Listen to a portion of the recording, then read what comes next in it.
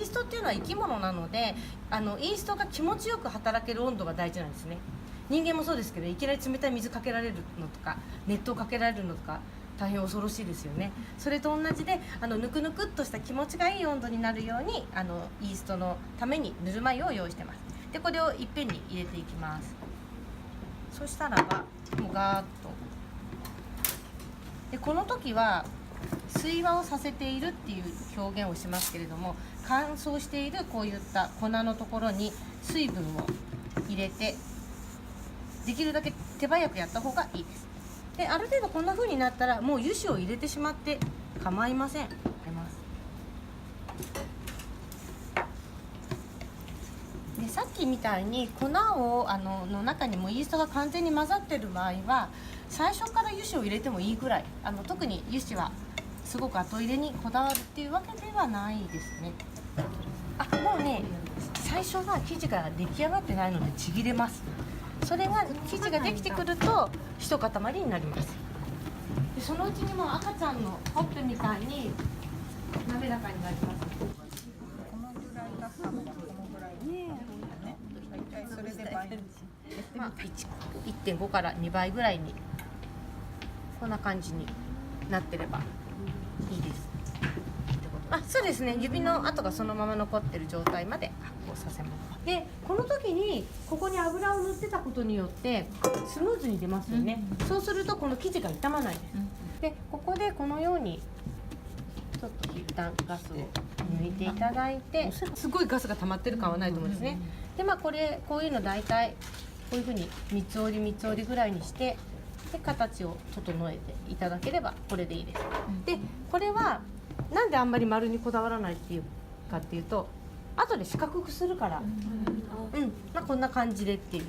でこの時にものすごく一生懸命ガスを抜こうとかしなくて、で今日はこれ一つは10個に分けなくちゃいけないですよね。で10個に分けた生地もなんだろう、四角のまんまとかだと困るので一応丸にはしなくちゃいけないんですけれども、すっごく綺麗な丸にとかはしなくても大丈夫です。で生地が乾かないように濡れ布巾をかけてくださいね。こういうこと。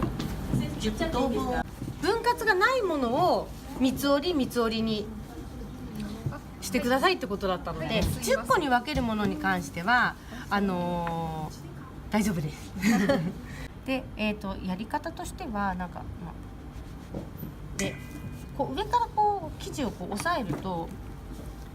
切れていくので。そうですね、1本みたいにしてそしてこう端から切るっていうのもでこんな感じでそれを1個ずつ丸めるので、とんがったところを中に入れてでちょっと引っ張ってこう丸めれば綺麗になってればそれで大丈夫です。こんな感じに丸めてでそれを10個40の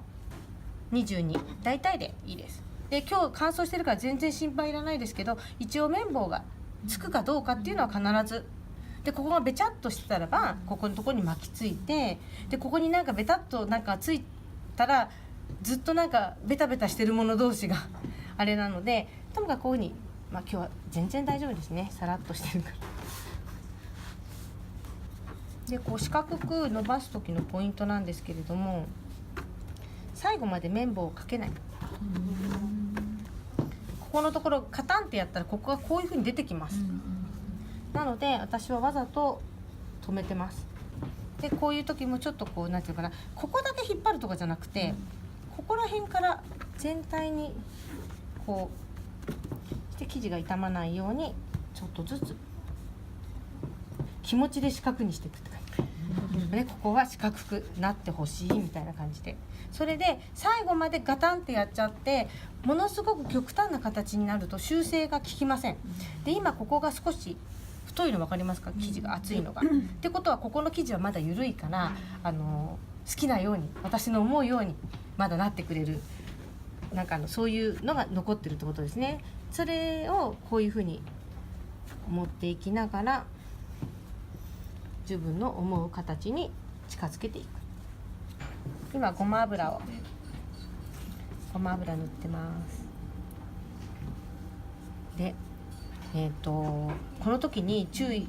するのは、ごま油の量が少ないと、さっきごま油が、くっつくのを邪魔をしてくれるから綺麗な模様ができますよっていうお話をしました。なのでこのごま油が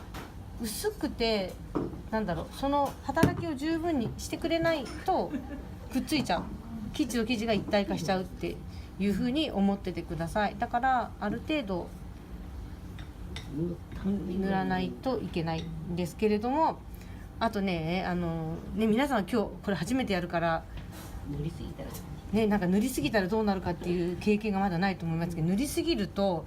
こうやって巻いていく時にどんどんごま油が押しやられていく。そうちょっとね塗りすぎたかなとかね、なんか思ったらちょっとこういうなんか拭いとる拭い取るよ。ただなんかね、ここのところをこういうふうに3センチぐらいは残しておくと。そうなんです。こんな感じ。芯を作ります。そしたらばここのところをこういうふうに、なんだろう、こうズルズルっといかないように芯のところをこうで、ここからはよくパンではカニさん巻きと呼んでますけど、こう横にでこういうふうに巻いていきます。そう、流れに身を任してる感覚ですね。キュッっていう風になんかちょっと太巻きとかなんかいつものなんか太巻きの癖がみたいにならないように、なんとなく油が押しやられてるの。見えます、濡れてないところがないように塗ると、こんくらいには、なっちゃうかなって感じですね。結論から言うと、例えばここのところが油まみれになっちゃったら閉じにくくなりますよね。だからって言って今日すっごい失敗することのことはないので、そんなに神経質にならなくても大丈夫なんですけれども、一応こう、ちょっと向こうからなんか油がとかってね、普通のパンだったらねもう巻いちゃうんですけども、こんな感じにして油が来ないうちに、でもなんかねちょっと乾燥してるからね、塗ったことがある方はなんかどっかシナモンロールを思い出すと思うんですけど、これ10等分ってことはね、ここまではね半分だからね、3と2ってことですよね。でこっちから切ってもいいんですけれども、ずーっとこう触っている感じになっちゃうので、意外とパンとかだとこんな感じにします。でこんな感じ、こんな風になります。それでここのところの真ん中、ここですね。でここのところにこうグッと可愛いですよね。でここでちょっとこういう風にしたい、時計と反対回りとかでよく言いますけど、こういう風にやりながらこう生地を回してとかって、中華街とかだとね、でもこうちょっと長すぎてやりにくいので、こっちが裏だから綺麗な面が表に出るように下にしてます。だから汚い面っていうと語弊がありますけど、そこを上にして、で普通に皆さんこういう風に丸く今日は伸ばしていただけばいいんじゃないかなって思います。でこういう風に伸ばす時に大事なところは何かっていうと、底が薄いと、でここは寄せてくるので薄くていいんですね。だけどここのところを厚くしとかないと、特に具の水分とかもあったりとかってするので、そこのところをちょっとこっちは薄めに、ちょっとこのところをこう意外とこう生地に密着させるようにします。そしてここのところをこういうふうに、ここのところをこういうふうにして、でここのところをこういう感じでひらを一箇所に寄せてくるんです。そうです。それクニクニってやるのが、でここのところで親指でこう押しながら、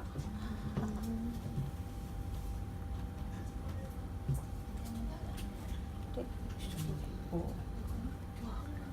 こんな感じに、ちょっとなんかそうするのも大変だなって思ったりとかする場合は、そんなに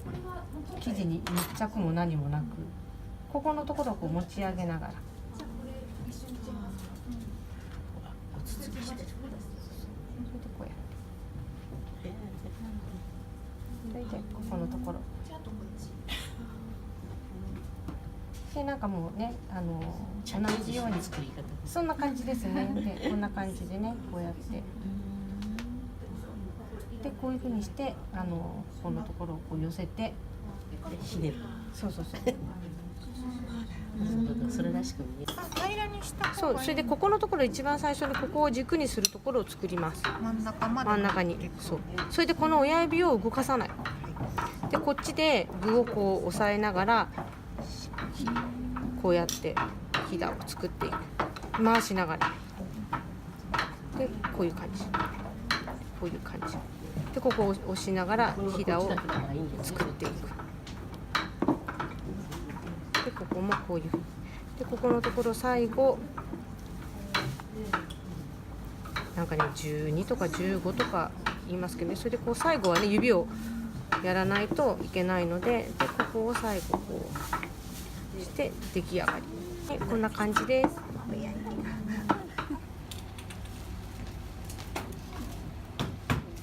水溶き片栗粉を回転させながら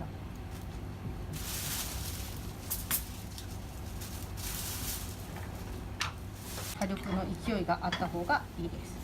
こんな感じで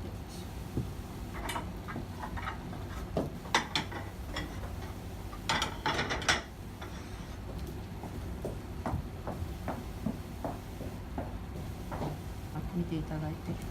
こんな感じに水滴が下に落ちないようにあとねこれはよく私なんかゴムとかなんかクリップとかで留めとくんですけどこんな風に